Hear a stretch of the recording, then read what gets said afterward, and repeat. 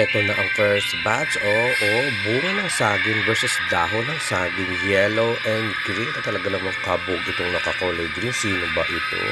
At parang ang diyosa niya, opo, aura ng aura si kulay green. Si yellow mukhang mataba sa kanyang yellow gown. Pero kamukha siya ni parang kahawig siya ni Antonia Porcel, pero kinabog talaga siya ni kulay green when it comes sa emote dito sa taas at bababa na nga ba sila. Kamukha talaga ni Antonia Porcel yung naka-yellow na nga kulang ng talawang paliko.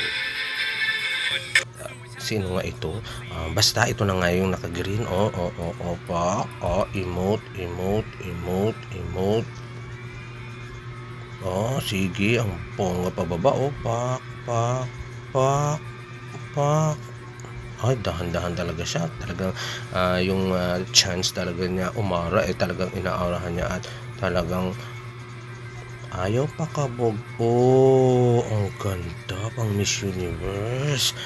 Talaga itong naka-green. Sino ba ito? Si Immunity whatsoever man ito.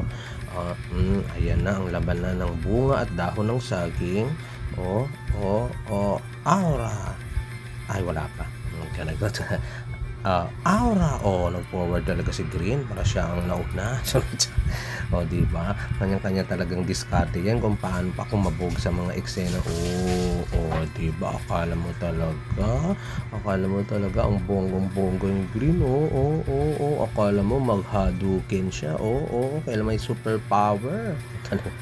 Binangga lang talaga ng kulay yellow yung gown niya, pero dead ma, ang ganda, pasabong.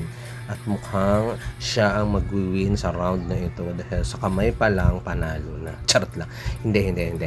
Aura pa lang maganda, matangkad at mukhang ito talaga ang malakas na contender.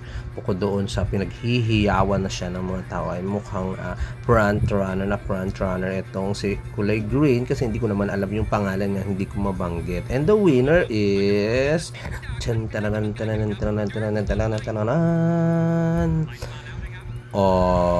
sa white carpet. Walang duda, walang bumoto sa naka-yellow. And the winner is naka-green.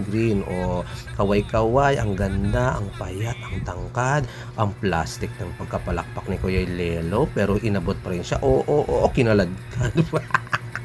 Kinaladkad si Yellow. Bye!